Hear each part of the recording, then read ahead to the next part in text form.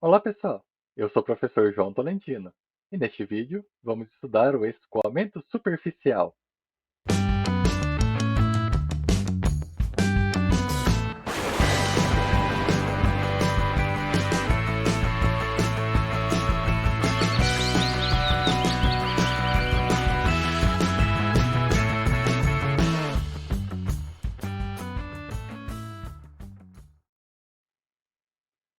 O escoamento superficial é relativo à ocorrência e ao deslocamento das águas sobre a superfície do solo. É causado pelo excesso de precipitação e pela redução da capacidade de infiltração desta água no solo. As consequências do escoamento superficial geralmente são danosas, como por exemplo a erosão e as enchentes. Em relação aos fatores que influenciam no escoamento superficial, dentre eles podemos destacar a precipitação, no que diz respeito à sua intensidade e duração. Precipitações mais intensas têm maior probabilidade de causar maior escoamento superficial, e também precipitações de longa duração também causam maior escoamento, ambas devido à diminuição da capacidade de infiltração da água no solo. Após um longo período de precipitação, a taxa de infiltração tende a diminuir. Outro fator está relacionado à fisiografia da bacia hidrográfica, no que diz respeito à sua área e formato. Também podemos citar o uso da terra, no que diz respeito à permeabilidade.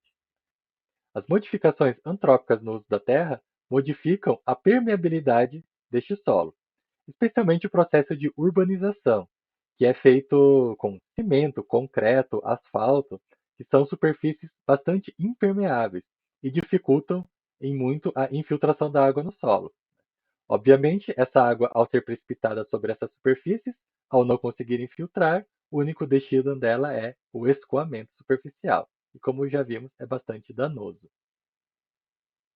Mesmo na agricultura, muitas práticas elas podem favorecer a infiltração e assim diminuir o escoamento superficial, como por exemplo práticas conservacionistas, manter a cobertura do solo, plantio em nível, entre outros. E o escoamento superficial também pode ser modificado pela presença de obras hidráulicas, como canais, como represas, que modificam o fluxo de água nos rios. Muitas dessas obras hidráulicas já são construídas e pensadas para diminuir os efeitos danosos devido ao escoamento superficial. Para os nossos estudos na hidrologia, vamos dar ênfase à estimativa de vazão de cheias, que seria o pico de vazão na saída da bacia hidrográfica. Existem diversos métodos para fazer essa estimativa, mas vamos focar aqui em apenas dois que são bastante simples: a hidrógrafa e o método racional. A hidrógrafa é uma representação gráfica contínua da vazão de um curso d'água ao longo do tempo. Então, temos aqui no eixo X do gráfico o tempo e no eixo Y a vazão desse mesmo curso d'água. Essa hidrógrafa, de fato, ela mostra a resposta da bacia hidrográfica no contexto do escoamento superficial quando atingida pelos eventos de chuva. Então, podemos ver aqui nessa hidrógrafa, representada aqui por essas barras azuis, a precipitação, e representada por essa linha verde, a vazão de um determinado rio. Observamos que essa vazão ela era decrescente até que iniciou o processo de chuva. Tá? Ao iniciar, então, essa precipitação, a vazão do rio ela começa a aumentar, né, com o passar do tempo, até atingir um pico. E esse pico ocorre momentos depois do início da precipitação. Com o fim da precipitação, essa vazão novamente volta a cair. No início é uma caída bastante acentuada e depois essa caída é mais gradual, né, com o fim da precipitação. E neste próximo slide, uma representação de como o uso da terra influencia na hidrógrafa. A cobertura impermeável devido ao processo de urbanização aumenta o escoamento superficial, como podemos ver por essa linha azul mais escura, né, essa linha que fica acima. Então, como o escoamento superficial aumenta, a vazão de pico ela também tende a aumentar. Por quê? Porque em coberturas impermeáveis, a, a água da precipitação ela concentra rapidamente e com certeza ela vai provocar enchente. Essa linha azul aqui mais clara e mais abaixo seria a mesma bacia hidrográfica e demonstra essa hidrógrafa antes do processo de urbanização. A ocorrência de enchentes ela é bastante danosa, seja em cidades, seja também em propriedades agrícolas, né, podendo causar aí diversos prejuízos todos os anos. E o segundo método para estimativa da vazão de cheia é o método racional. Tá? Com esse método, nós vamos conseguir quantificar a vazão observada na saída da bacia hidrográfica devida ao escoamento superficial. O método racional é um modelo empírico que aplica um fator de redução na precipitação para caracterizar o escoamento superficial. A fórmula para o método racional ela é bem simples e fácil de ser lembrado, né? Q é a vazão igual a CIA dividido por 360, em que Q é a vazão em metros cúbicos por segundo, o C é o fator de redução adimensional, ou também chamado de coeficiente de escoamento superficial, o I é a intensidade da precipitação em milímetros por hora e A é a área da bacia em hectares. Essa divisão pelo 360 é apenas para correção das unidades. O método racional é um método bastante simples e ele é usual em áreas pequenas, de até 80 hectares, tá? Não devendo ser utilizado para bacias hidrográficas maiores do que isso. Por ser um método bastante simples, ele também é bastante limitado, tá? E em alguns casos a sua precisão pode não ser muito adequada. Mas como um método didático para entendermos o escoamento superficial, acredito que seja de bastante utilidade. Entre suas principais limitações é que ele não considera as perdas iniciais na precipitação, não considera a distribuição espacial da chuva, também não considera a distribuição temporal da chuva. Não considera o efeito da intensidade da chuva no coeficiente C, que pode ser modificado, né, devido à intensidade. Também não considera o efeito da variação do armazenamento dessa água no solo. Não considera a umidade antecedente do solo, né, se essa precipitação começou com um solo muito seco ou com um solo já mais úmido. E também não considera as chuvas mais curtas, que eventualmente podem dar maior pico. Vamos ver agora, uma por uma, das variáveis que compõem a fórmula do método racional, começando pelo coeficiente de escoamento superficial, também chamado simplesmente de coeficiente C. Ele pode ser definido como a razão entre o volume escoado e o volume precipitado. Né? Ou seja, é uma proporção entre a quantidade de água que precipitou com a chuva e a quantidade de água que foi escoada superficialmente. Tá? Então, por isso, ele sempre deverá ser um valor entre 0 e 1, né? Ou um número decimal, como podemos observar aqui nessa tabela, né?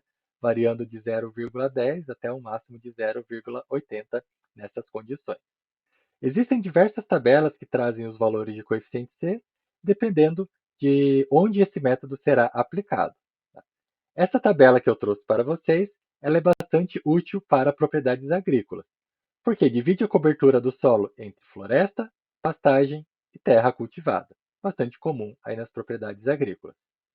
Ainda há uma subdivisão relacionada à declividade em três faixas, de 0 a 5%, 6 a 10% e de 11 a 30%, e para três grandes grupos de solo, conforme a sua textura: solos arenosos, solos francos e solos argilosos. Observamos que há uma tendência de haver um maior escoamento superficial para solos argilosos e que também há um maior escoamento superficial quando a declividade deste solo é maior. E entre as coberturas, o maior escoamento se dará nas terras cultivadas. Como é bastante improvável que tenhamos uma bacia hidrográfica com apenas uma dessas coberturas, né, ou então com apenas uma dessas declividades, ou mesmo apenas um desses tipos de solos, eu devo calcular um coeficiente C médio para essas áreas que apresentam tal variação. Esse coeficiente C médio, que vai entrar na equação, né, do método racional, ele é calculado por uma média ponderada entre o coeficiente C de determinada cobertura, determinada declividade e determinado tipo de solo, ponderada pela área de cada uma dessas coberturas e com as suas características. A segunda variável da equação é a intensidade de precipitação, letra I. Para a intensidade de precipitação, usaremos a equação para chuvas intensas, que já vimos num vídeo anterior sobre precipitação.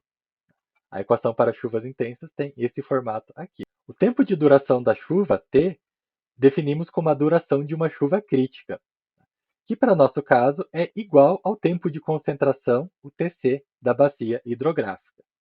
O tempo de concentração de uma bacia hidrográfica pode ser definido como o tempo que leva para que a água precipitada nos pontos mais distantes comece a contribuir com o escoamento superficial e para a vazão constatada no enxutório da bacia hidrográfica.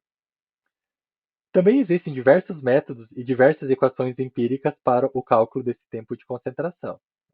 Vou apresentar aqui uma metodologia simples, que é chamada de equação de Kirchhoff, que nos fornece o tempo de concentração em minutos. E é dado por esta equação, que leva em consideração a extensão do rio principal em quilômetros e a diferença de nível entre o início e o fim do rio em metros. Tá? Então, diferença de nível, diferença de altura, ou então diferença de cotas. E além disso, para a equação das chuvas intensas, ainda precisamos do tempo de retorno, que é uma característica do projeto hidrológico. Por último, um exemplo da utilização desse método racional. Considere uma bacia com 50 hectares, com o rio principal com 1,5 km e declividade de 8%. As características da superfície são solo franco, 10 hectares com floresta e declividade de 10%, 20 hectares com milho e declividade de 5% e 20 hectares com pastagem e declividade de 15%. A equação das chuvas intensas está apresentada aqui. Atente para o fato que essa equação ela é dependente do local. Calcular a vazão de projeto para uma barragem com vida útil de 30 anos e risco de 15%. A primeira parte da solução envolve o cálculo do coeficiente C médio para esta bacia hidrográfica. Então, considerando aqui o solo franco, iremos nos focar apenas nessa coluna do meio aqui da nossa tabela. A primeira cobertura do solo considerada são 10 hectares com floresta e declividade de 10%. Tá? Então, isso representaria um coeficiente C igual a 0,35. Então, floresta, 10% de declividade. 20 hectares com milho e declividade de 5%. O milho entraria nessa categoria geral aqui de terra cultivada. Então, 5% de declividade, coeficiente C igual a 0,50. E por último, a pastagem, com declividade de 15%, coeficiente C igual a 0,40.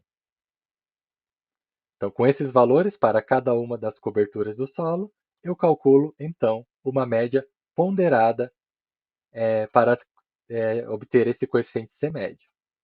Então, 0,35 multiplica pela área dessa cobertura, né, 10 hectares, somo com 0,5 multiplicado por essa área de 20 hectares, termino somando 0,40 multiplicado por esses 20 hectares, e para fazer a ponderação, divido pela área total, né, de 50 hectares, resultado que o coeficiente de escoamento superficial médio para essa bacia hidrográfica é de 0,43.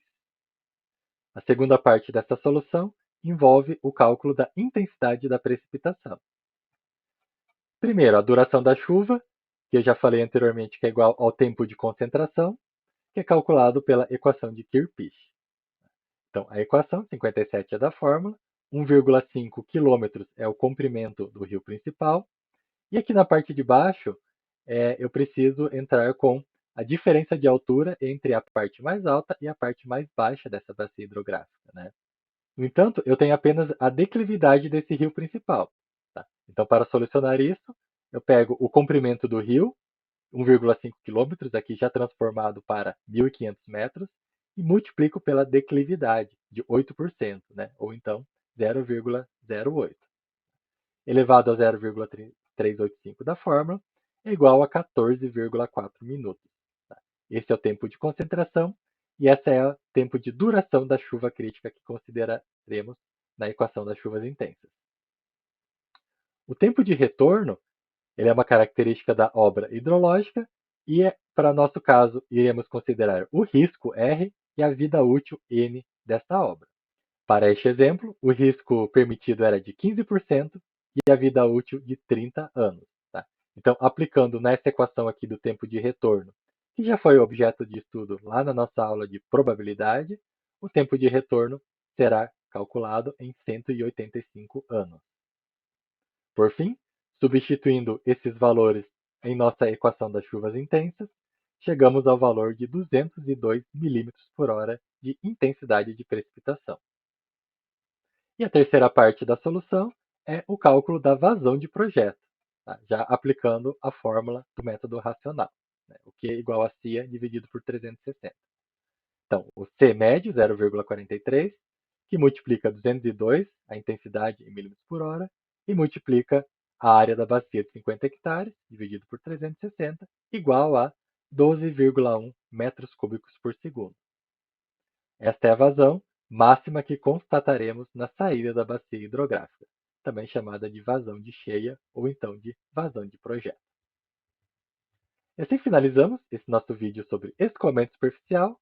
Espero que tenham entendido e muito obrigado por assistir a este vídeo.